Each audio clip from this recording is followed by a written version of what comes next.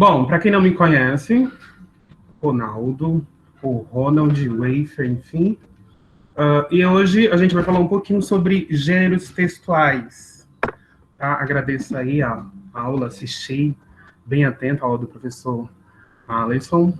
Somos colegas de profissão, filhos da mesma instituição. É verdade. E é isso. Para início de conversa, antes de começar a projetar a aula de hoje, a gente só vai estabelecer aqui um paralelo sobre o porquê do tema, especificamente, voltando, fazendo um remember aí da aula do professor, sobre a necessidade de comunicar-se, sobre a necessidade de estabelecer uma comunicação com o outro. Né? A gente sabe que para estabelecer uma comunicação é necessário que tenha um locutor e interlocutores, enfim. E aí, por meio disso, estabelece-se aquela mensagem que é o nosso foco aqui, o texto, né, essa mensagem em texto. Dentro disso, o código, que é a língua, o qual nós iremos falar, que é a língua portuguesa, e aí a gente vai falar de duas modalidades, especificamente a que nos é objeto, que é a linguagem verbal. E, por fim, o canal, que é um meio de comunicação o qual a gente vai projetar, depois exercitar essa prática toda, que é o intuito maior deste curso, prestar um vestibular, prestar o Enem, prestar a FUVEST, enfim, que é a tão temida redação. Ok? Vou tentar agora aqui projetar a bagaça.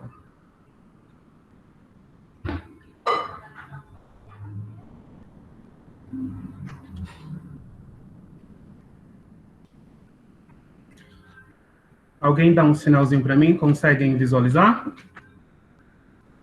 Sim, né? Sim. Conseguimos.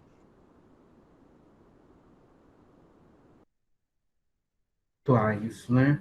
Como eu já havia dito antes, né, e retomando o que o professor falou, os gêneros textuais exercem uma função social, né, dentro de um processo de comunicação. Então, a necessidade de comunicar-se com o outro, e aí a gente vai fazer um corte dentro desses gêneros textuais. O que é um texto? Muita gente, né, muitos alunos, enfim, adultos, até professores, acha que um texto é aquele montoer, né, aquela centenas de palavras ali com códigos, com significados e significantes. Quanto maior quantidade de linhas escritas, melhor, porque é um texto, né? Quando não, né? O texto, como menciona aqui, é todo enunciado que faz sentido para um determinado grupo em uma determinada situação. Então, tudo aquilo que tem sentido, que traz um significado, é um texto. E aí a gente vai especificar mais à frente, no próximo slide, duas formas, que já foi mencionado, inclusive, antes, né, atento à aula do professor, que é a linguagem verbal e a linguagem não verbal. Pessoal, vou tentar ser o mais breve, o mais rápido possível, mais sucinto. Essa aula, ela demanda outras e outras aulas. A gente vai focar especificamente, assim, não em um hoje, apesar da gente fazer um recorte ali sobre um gênero específico, até porque esse tema demanda outras aulas para a gente aprofundar e mergulhar dentro de uma tipologia específica, tá? Então, voltando. O que é um texto? É tudo de sentido, é tudo que se pode atribuir um significado. Ou seja, se eu estiver conversando, se eu estiver estabelecendo comunicação com um ser ali e tem significado, é um texto, né? Lembrando que ele pode ser verbal, ou seja, através de palavras, enfim, escritas ou faladas, ou não verbal. E aí a gente tem a imagem, tem a figura, tem os outdoors, enfim, tem as placas. Como o nome já diz, é uma imagem. Linguagem verbal e não verbal. Porque tem sentido, tem significado. As pessoas, quando estão dirigindo um veículo, enfim, e aí tem uma placa, 80 km por hora. Quando ele visualiza aquela placa, ele sabe que não pode ultrapassar 80 quilômetros. Ou então tem uma placa com uma seta investida. Ele sabe exatamente, ele tem aquele entendimento, porque aquela placa traz um significado para ele. Então, é um texto, é um tipo de texto. E aí a gente entra no nosso foco, que são sequências textuais, ou gêneros textuais, ou tipologia textual. E aí a gente trouxe essas 5, né? A gente trouxe a narrativa, a injuntiva, a descritiva, expositiva e a argumentativa. Aqui todo mundo aí tem medo, bicho de 20 cabeças, que é a argumentativa, que é a tão requerida dentro dos processos seletivos de uma instituição, seja ela para acessar um cargo, seja ela para adentrar uma cadeira na academia. Enfim, a gente tem a tão temida dissertação argumentativa. E aí a gente vai perpassar por cada uma delas, lembrando que a gente não vai aprofundar a aula especificamente dentro de um gênero hoje. Por quê? Por conta do tempo e demanda outras aulas. Então, eu tenho certeza que a rede, como um todo, vai ter ainda essas outras e outras aulas, onde a gente vai poder mergulhar sobre cada gênero, sobre cada tipologia. A narrativa. A narrativa, ela é um texto predominante em gêneros como a crônica, o romance, a fábula, enfim. Como o nome próprio diz, é a narração de algo, de acontecimentos, de fatos, ou não, pode ser também algo fictício, mas que aconteça ali como é que eu posso dizer, que dê continuidade, né? Geralmente é como o próprio nome diz, é uma narração. E aí temos esses textos abaixo aí, onde ela é super, hiper, mega utilizada. E aí, mais à frente, eu vou dar um exemplo onde fica bem mais claro, trazendo para o meu cotidiano especificamente. Aqui a gente tem os elementos da narrativa, né? Desse texto é conhecido como pente, como se fosse uma espécie de poesia, de um poema acróstico, né? A linguagem do P aí, né? O P de personagem, o E de espaço, o N de narrador, o T de tempo e o E de enredo também. Então, os elementos da narrativa que eu chamo e que muitos outros, né, estudiosos, linguistas, gramáticos, enfim, letrados chamam de pente, por conta desse poema acróstico, né, essa modalidade de poema. E aqui tem o detalhamento, né? Dentro de um texto narrativo, a gente tem os personagens que constituem-se, enfim, tem os personagens principais, é o protagonista, professor, é o não sei o que, o antagonista. Aí a gente tem os primários, os secundários, os terciários, enfim. A gente tem o tempo, ou seja, em que época acontece aqueles fatos. A gente tem uma espécie de narrador, que ele pode ser personagem, observador, ou ainda o onisciente, né? Que ele observa, sabe de tudo ali, revela tudo sobre tudo ali. É o famoso BBB. A gente tem o espaço, que é onde acontece toda essa história, toda essa narração, e aí a gente tem o enredo. Professor, você não vai explicar, aprofundar, não é o foco hoje. O foco é a gente conhecer cada sequência, cada tipo de texto hoje, tá? Dentro daqueles 5 que eu trouxe a priori. Gente, se eu estiver falando muito rápido, por favor, alguém me dá um toque aí, ok? Se quiserem que eu volte, se quiserem que exemplifique, especifique, enfim, a gente está aqui para isso, tá bom? Aí a gente tem a descritiva, né? Predominante em gêneros como o retrato, o anúncio de classificados, listas de ingredientes, enfim, como o próprio nome também diz, é uma descrição. Levantei às 7h15 da manhã, o sol já estava alto, coloquei o meu pé sobre a minha pantufa felpuda, caminhei exatamente 16 passos até o toalete, abri a porta do gabinete, tirei uma escova de cor vermelha com a serra das gastas, espremei com força um tubo de pasta meio azulado. Enfim, eu estou descrevendo algo ali. Então, como o próprio nome diz, é uma descrição, é um texto descritivo. E aí a gente tem aqui uma exemplificação do texto descritivo, né? Onde ele determina a realidade ou situação para descrever, apresentar os seus diversos pormenores. E aí a gente tem a descrição também das características, que elas podem ser físicas ou psicológicas. O Ronald, lindo, belo, ou então alto, gordo, enfim, né, negro, louco, apaixonado, enfim. Aí a gente está uma misturada dentro das descrições entre as características tanto físicas quanto psicológicas, né, as emocionais.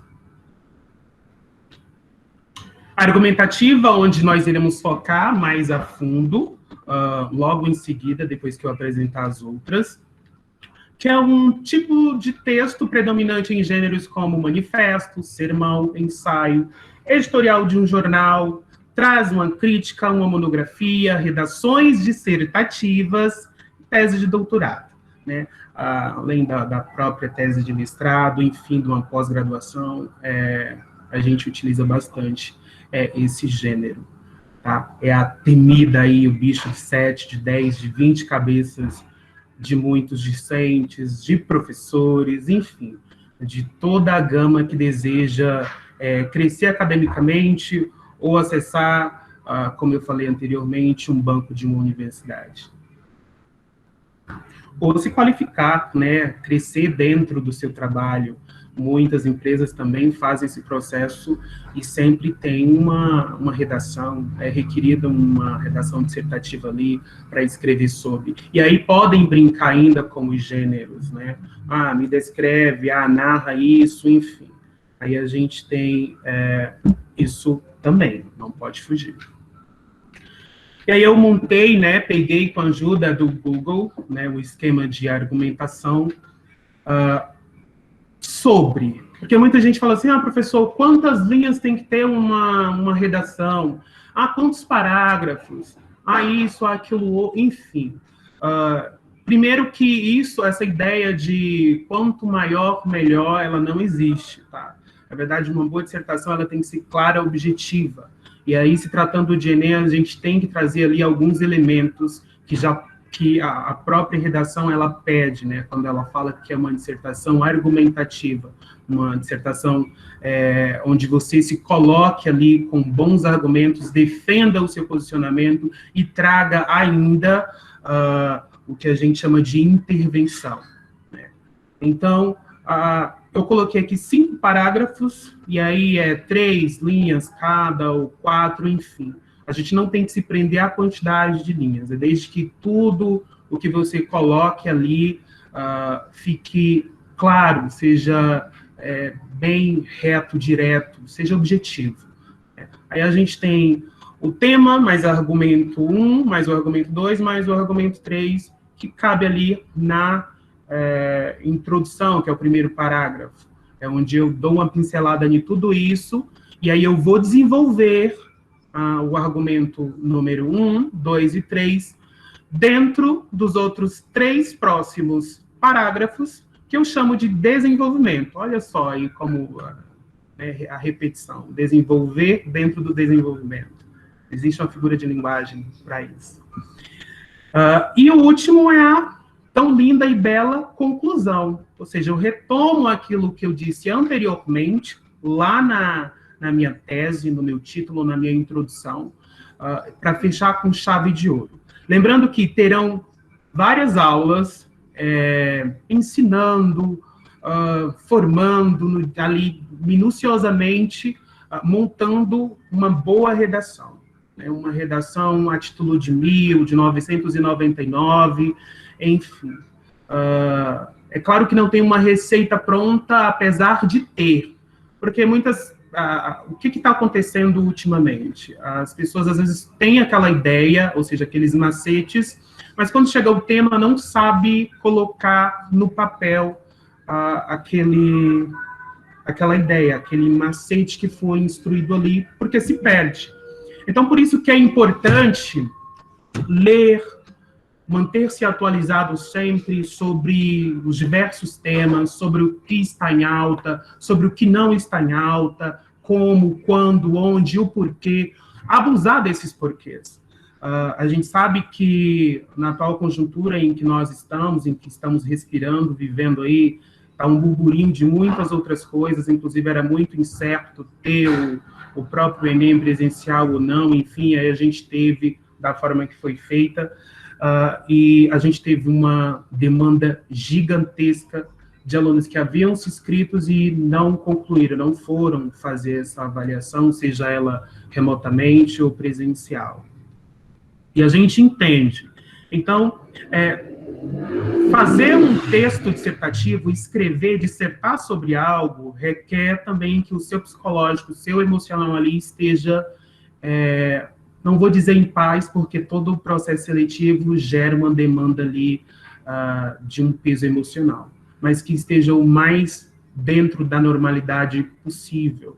Até porque só o ato de sentar-se em uma carteira para iniciar a escrita é complicado, né?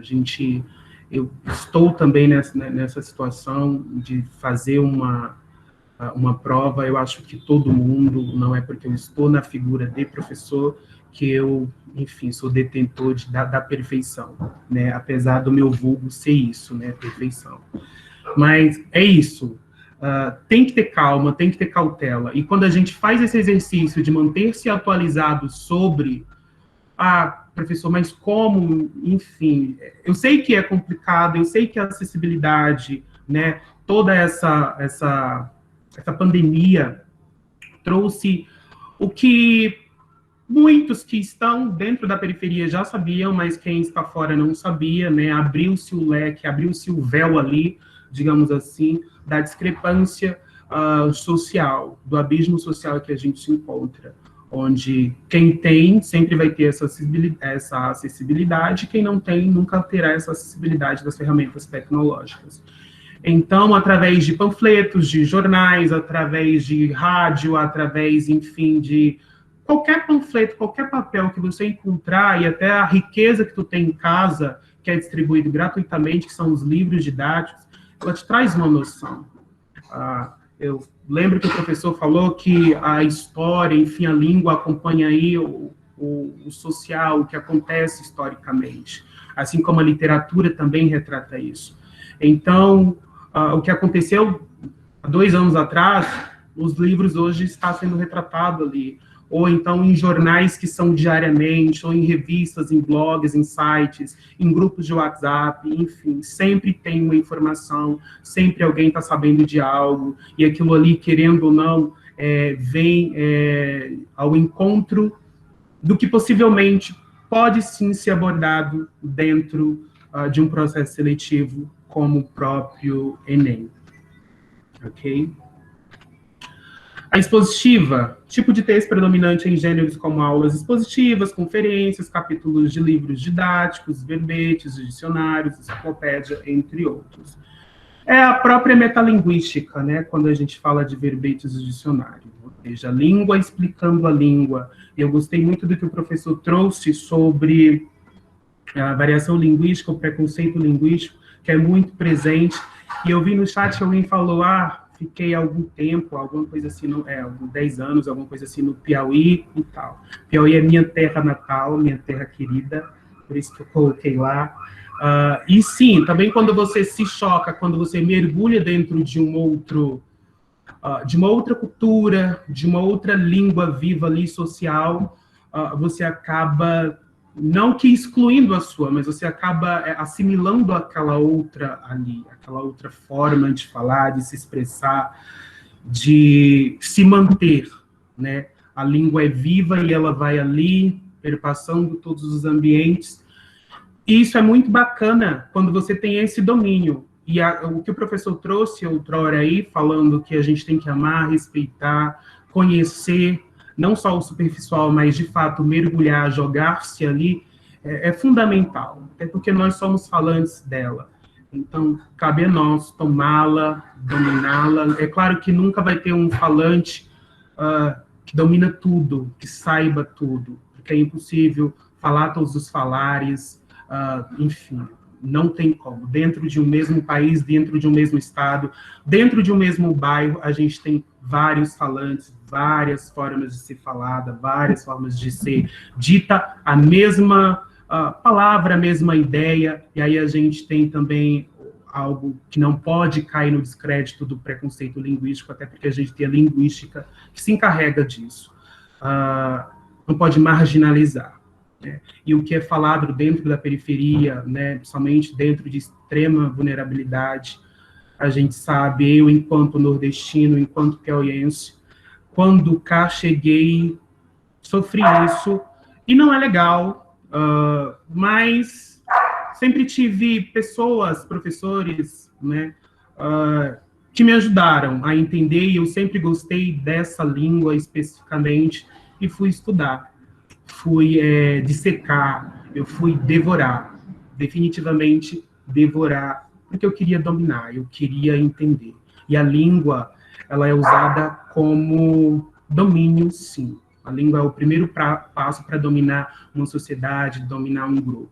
Né? Quando os portugueses aqui invadiram, porque a terra já era habitada, né, Brasil, por volta de 1500, né, e um documento chamado Diretório traz isso muito bem, houve-se a necessidade de estabelecer uma comunicação.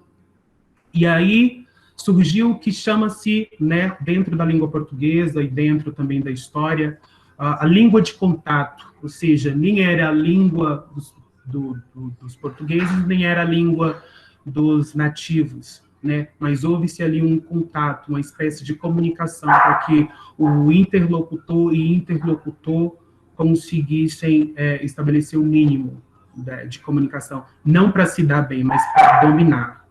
Então, a língua é viva e a língua é usada para domínio. E nós, como falantes da língua portuguesa brasileira, temos que saber, temos que dominá-la.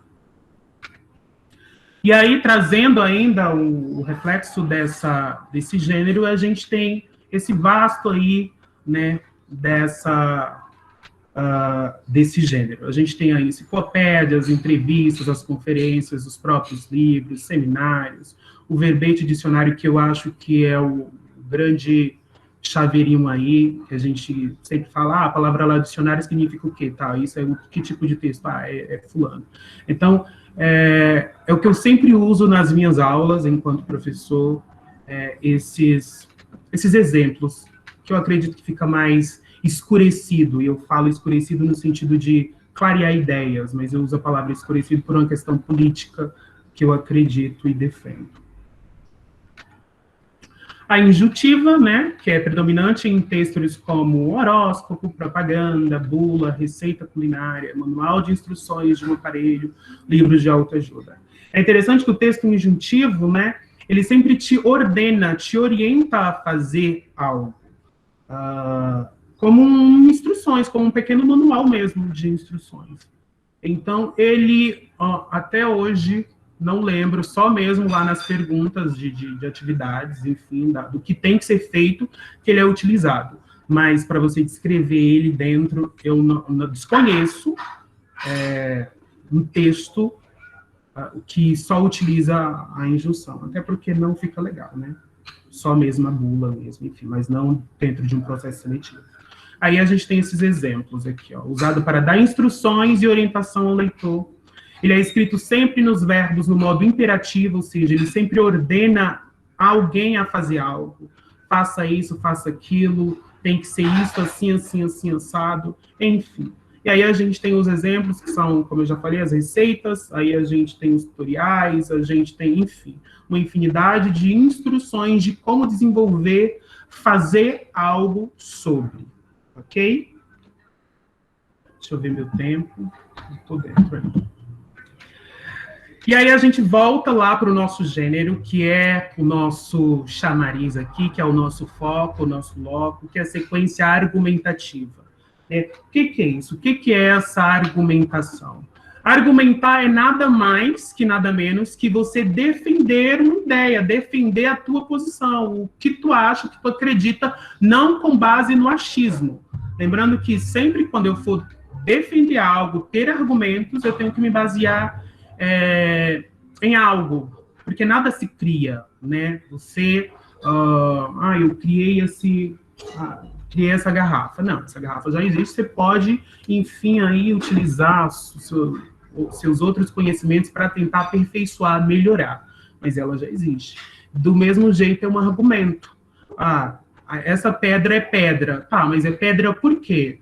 Por conta da sua composição, com base nisso, naquilo outro, ok. Isso é defender, isso é argumentar, é defender o seu ponto ali de vista, de pensamento ali, e tentar convencer, através da persuasão, o seu leitor, o seu interlocutor. Lembra, voltando lá no início, desculpa, gente, próxima rua aqui, o pessoal passando, cachorro latindo, mas continuando. Existe o locutor e interlocutores, né? Você, na qualidade de discente, fazendo aquele texto dissertativo, é o locutor. Para quem você está escrevendo? Estou escrevendo para os avaliadores que irão corrigir minha dissertação. Então, você tem que convencer eles sobre o que você quer, de fato, defender, né? O que você, de fato, quer defender dentro desse texto? Quais são os seus argumentos que são capazes de persuadir, de convencer esse leitor, né? Ou de convencer, se você for utilizar a língua ali oral, quais os argumentos que você vai trazer naquele texto, naquele discurso ali, que irão convencer, irão persuadir aquele ouvinte, no caso, né? Uma vez que você está utilizando a linguagem oral aí. Então, quando eu utilizo bons argumentos, quando eu tenho uma continuação, uma progressão lógica de ideias, eu consigo, sem sombra de dúvidas, convencer o meu leitor, o meu ouvinte, o meu objeto ali, no caso, os avaliadores. Então, eu tenho que ser claro, tem que ser uma linguagem clara, eu tenho que ser coeso nas minhas ideias, eu tenho que dar uma coerência ali, tem que ter um texto, tem que ter essa coerência que a gente fala sempre, professor, é coesão e coerência, porque, de fato, tem que ter. Um texto bem escrito, ele tem essas características, esses caracteres. Então, não posso fugir ok? Então, argumentar, fazer uma sequência argumentativa é isso. É eu questionar um fato, me posicionar diante e tentar persuadir, através dos meus argumentos, o meu leitor, o meu ouvinte.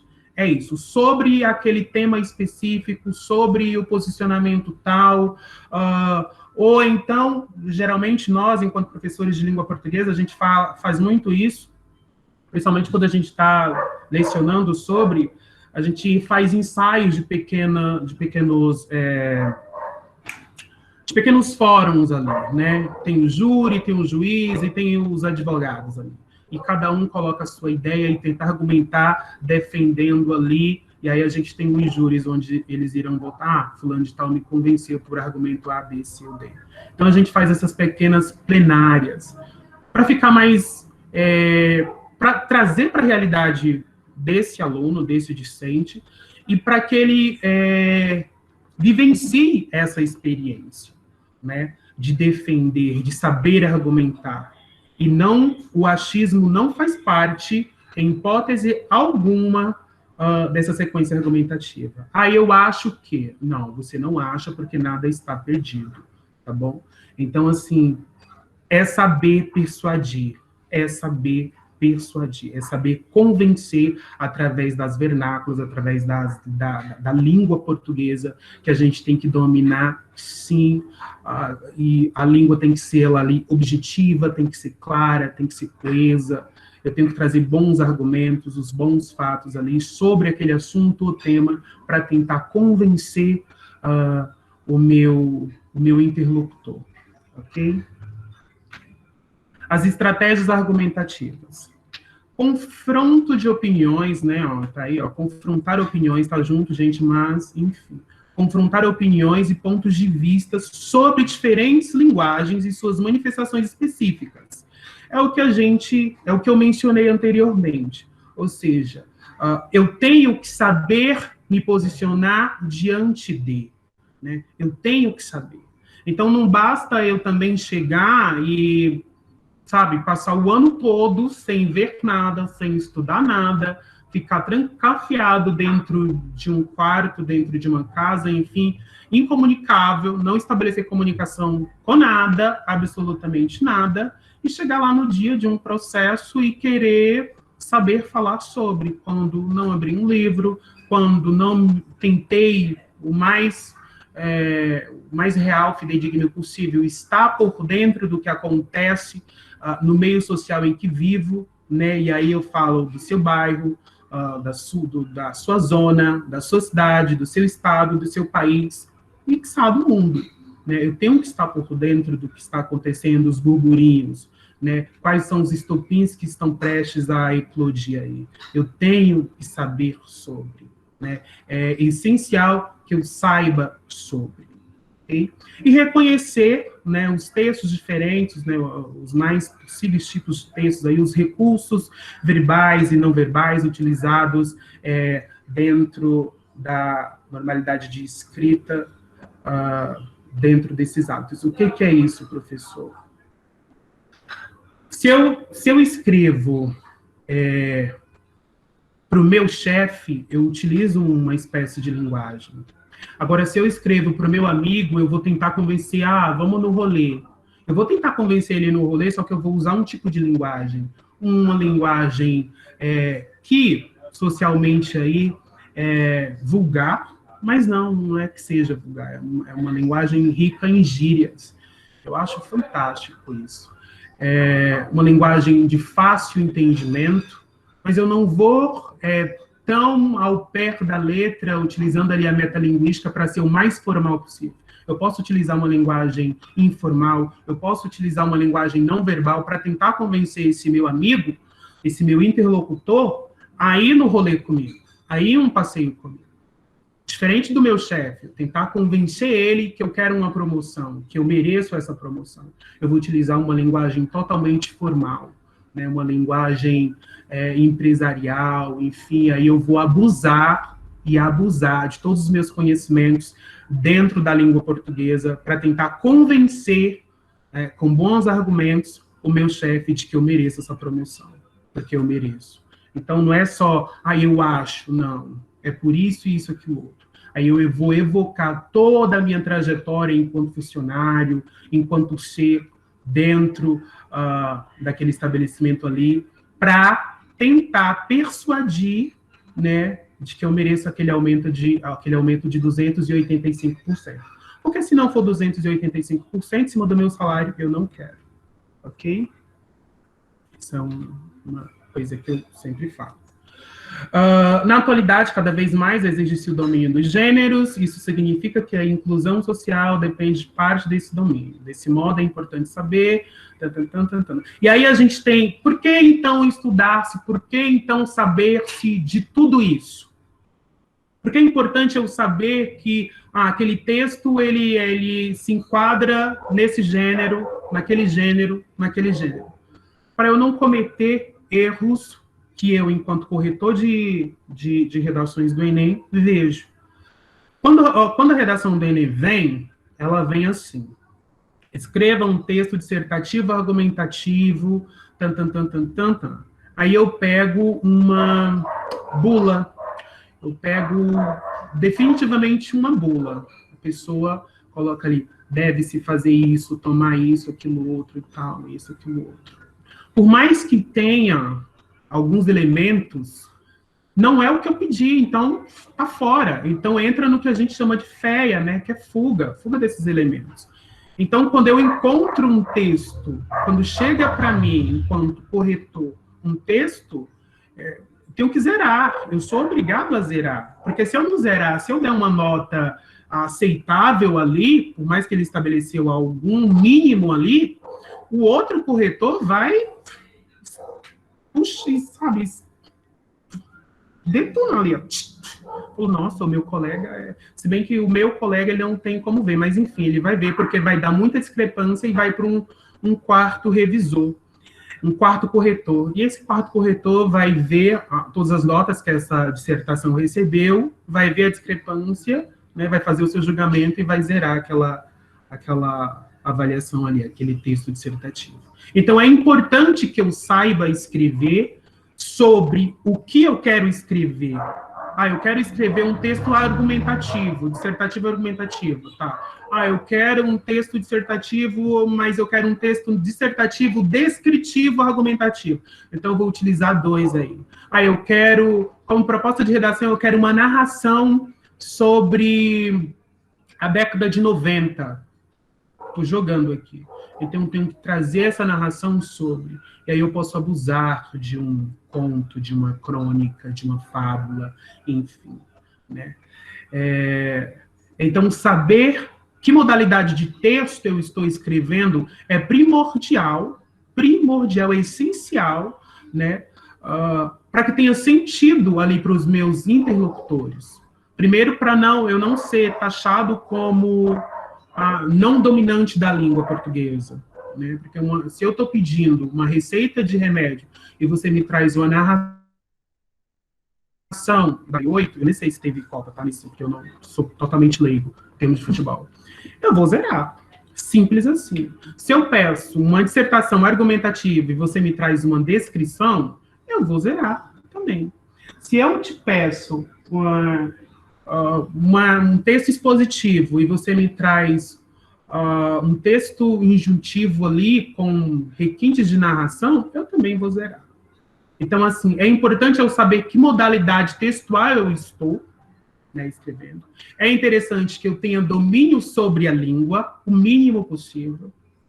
E é interessante que eu saiba sobre o que eu irei abordar, o que eu irei escrever. Por isso que é importante estar dentro da média, atualizado com o que acontece. Volta a fazer os recortes dentro do seu bairro, dentro da tua zona ali, dentro da tua cidade, estado, país, mundo, universo, enfim. É importante tu estar atualizado sobre o que está acontecendo. Por mais que a gente ligue a TV hoje e veja só coronavírus, enfim, vendo isso, vendo todos os descasos aí envolvendo política, envolvendo o escarcéu que a saúde está, é importante que eu saiba falar sobre, tá?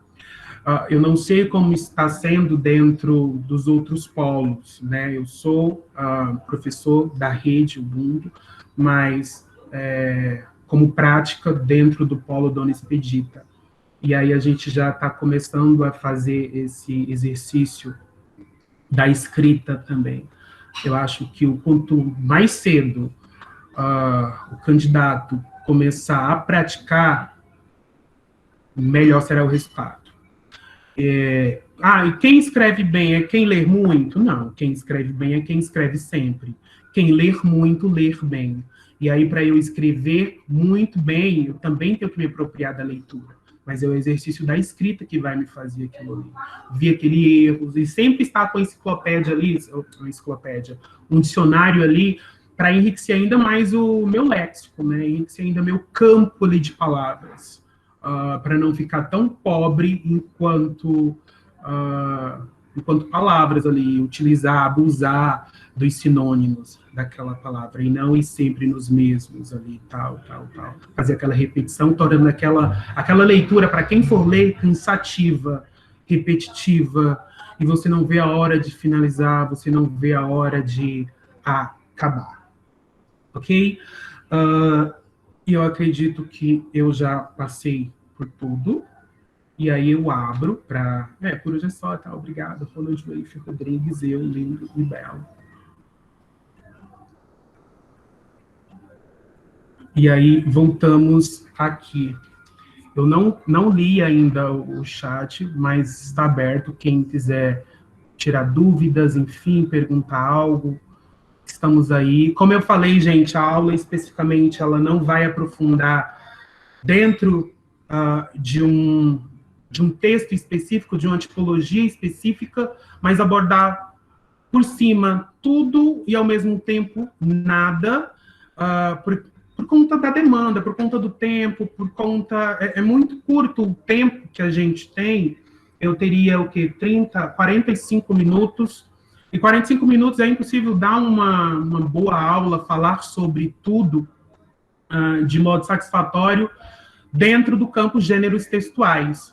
Então, a minha ideia, especificamente, quando recebi o convite, era pincelar sobre toda essa sequência textual dentro dos gêneros. Aí a gente tem a narrativa, a injuntiva, a descritiva, a expositiva e a argumentativa, e falar sobre o que é cada uma delas, mas sem adentrar, sem aprofundar dentro dos elementos, das características, de como que compõe, como que se faz, porque eu acredito que o nosso maior foco hoje é falar sobre um gênero específico, que é a argumentação, o gênero argumentativo, a dissertação argumentativa, que é o que é cobrada dentro dos principais vestibulares, dentro do Enem, enfim, é isso. E claro, escurecer que texto não é aquele montoeiro de palavras ali.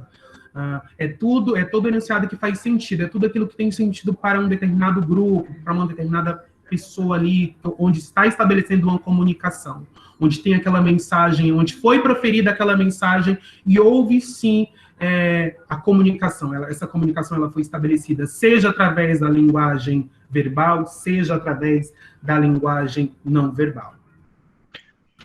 É isso. Oi? Com relação já gostaria de agradecê-lo pela aula incrível, muito agradeço em nome aí da galerinha também, eles estão colocando no chat, mas eu gostaria de abrir essa questão para as dúvidas, se possível em uma outra circunstância, por conta do nosso horário. A gente está um pouquinho extrapolado, começamos um pouquinho atrasados, tá bom? Recebi, Alex. Exatamente, passamos aí um pouquinho, aí tem a professora Raquel e o Renato, que perfeito, falas, tá bom?